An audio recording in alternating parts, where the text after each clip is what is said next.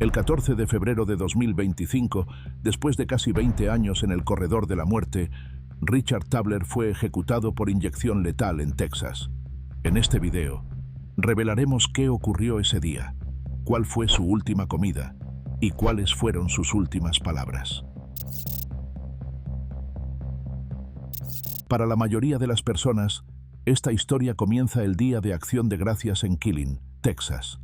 Pero para Richard Tobler, empezó una semana antes, el 18 de noviembre de 2004. Ese día, Richard, de 25 años en ese entonces, tuvo un enfrentamiento con su antiguo jefe, Mohamed Amine Rahmouni, gerente de un club nocturno llamado Teasers. Las cosas se salieron de control rápidamente. Richard alegó que Mohamed había amenazado a su familia y eso fue la gota que colmó el vaso. A partir de ese momento, comenzó a planear su venganza. Pero Richard no se apresuró. Planificó el ataque meticulosamente para asegurarse de que todo saliera como él quería.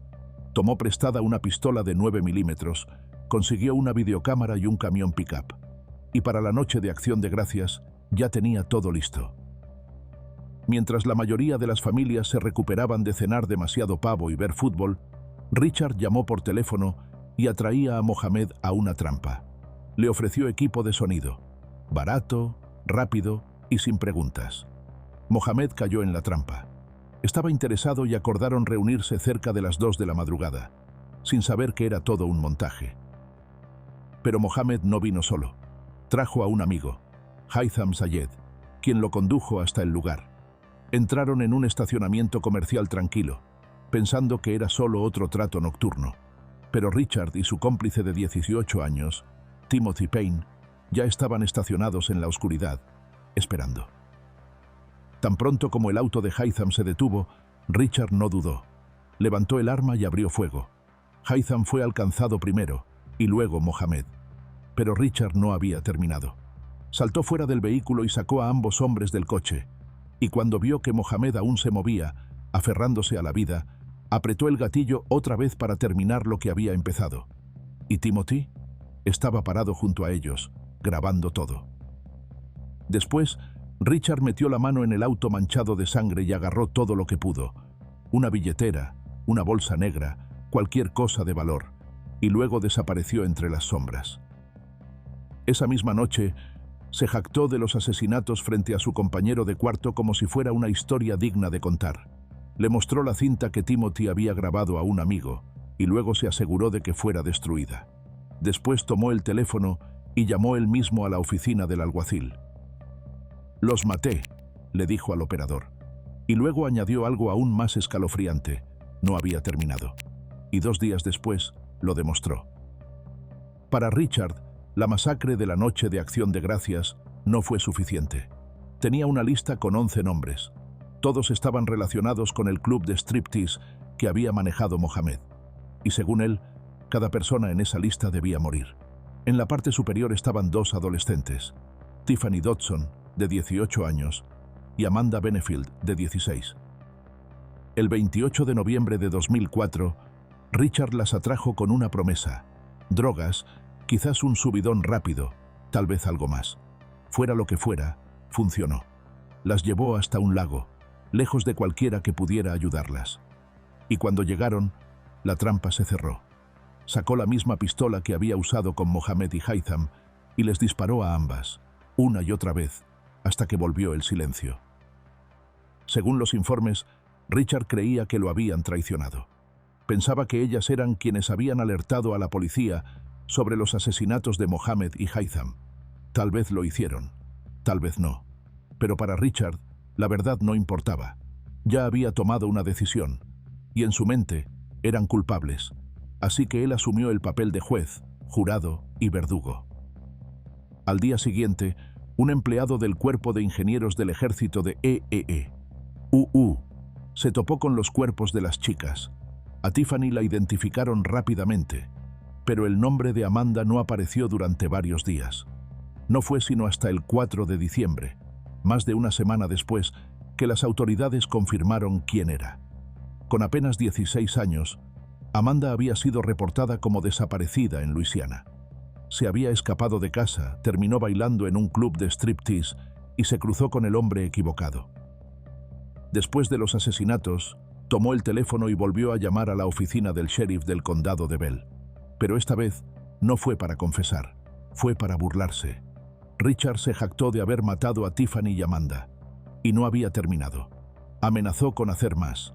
Dijo que si no cerraban el club, aparecerían más cuerpos, que iría tras el resto del personal, e incluso tras la policía, si se interponían en su camino. Lo dijo de forma directa, como una amenaza que ya había practicado. Pero, ¿cómo llegó Richard Tabler a este punto?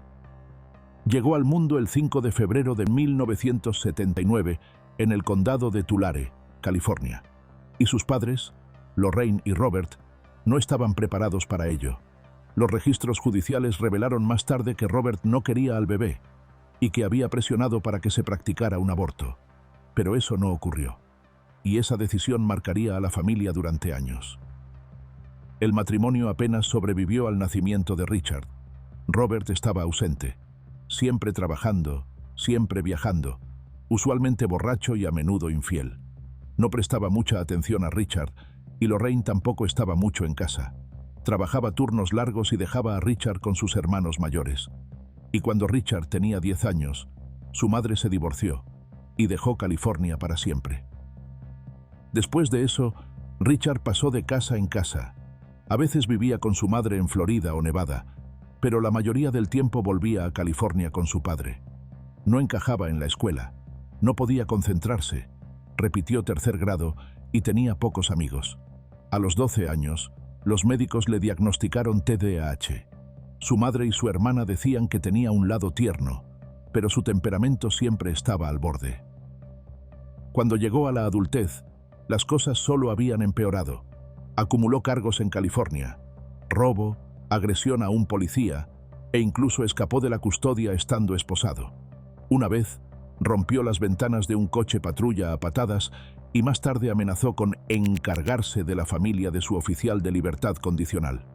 Richard había sido violento, colérico y fuera de control mucho antes de que el asesinato apareciera en su historia.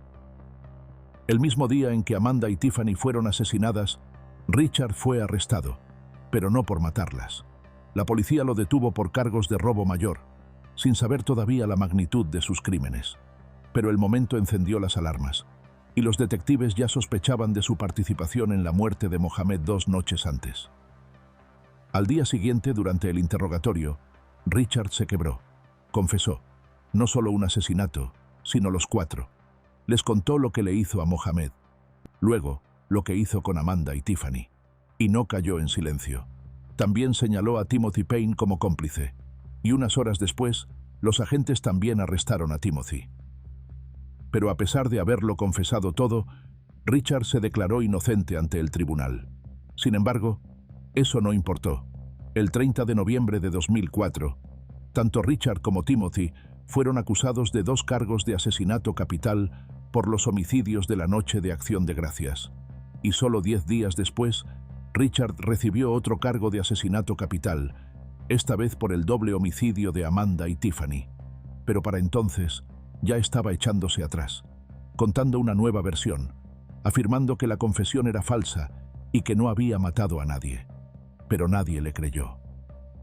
El gran jurado siguió adelante.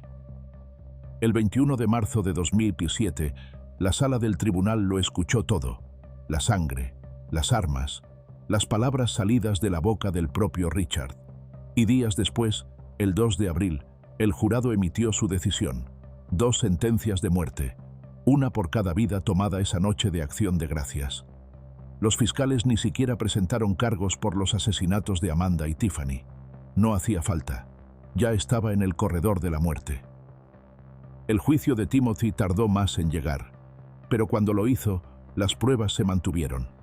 El 13 de noviembre de 2007, un jurado escuchó cómo los fiscales presentaban el caso, y 2 días después, lo declararon culpable de ambos asesinatos cometidos en Acción de Gracias.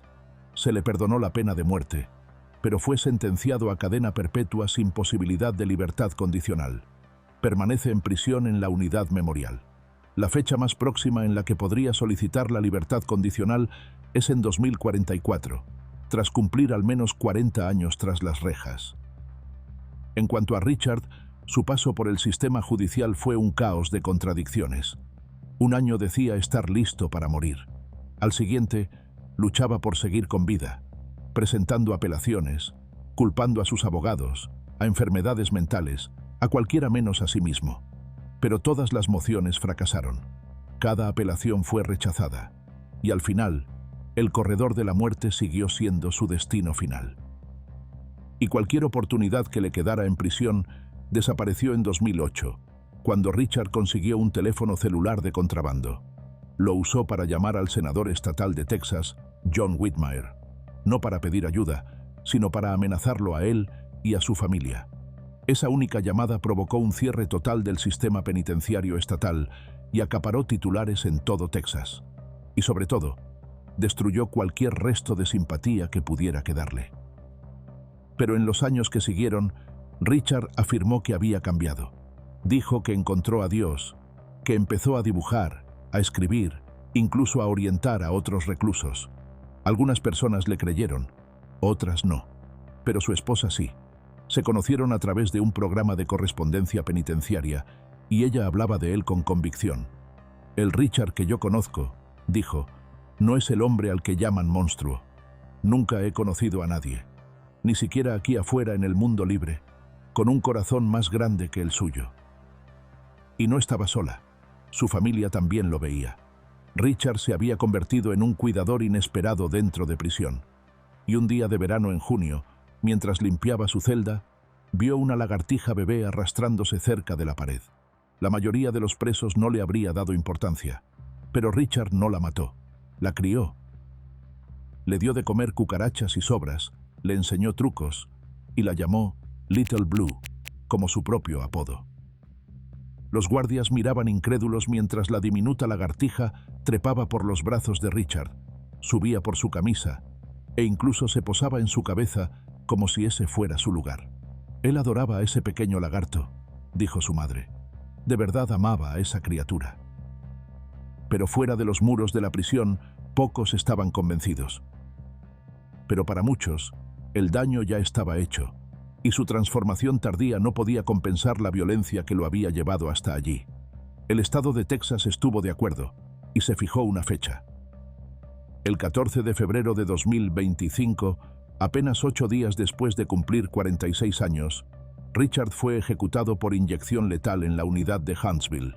No se le permitió elegir una última comida especial y comió del menú regular. En su declaración final, se dirigió a las familias de sus víctimas diciendo: «No hay un solo día en que no lamente mis acciones. No tenía derecho a quitarles a sus seres queridos. Y les pido y ruego, espero y ruego que algún día encuentren en sus corazones el perdón por lo que hice. Ninguna cantidad de disculpas los traerá de vuelta». También agradeció a su familia, a su equipo legal y al personal penitenciario por su apoyo. Si quieres leer su declaración completa, te recomiendo pausar el video aquí. Luego de disculparse varias veces más y decir que esto era el comienzo de una nueva vida para él en el cielo, le dijo al alcaide: «He terminado». Cuando comenzaron a fluir los medicamentos, volvió a mover los labios diciendo: «Lo siento». Luego comenzó a respirar rápidamente. Tras una docena de respiraciones, todo movimiento cesó. Fue declarado muerto a las 6:38. Richard Lee Tabler tenía 46 años.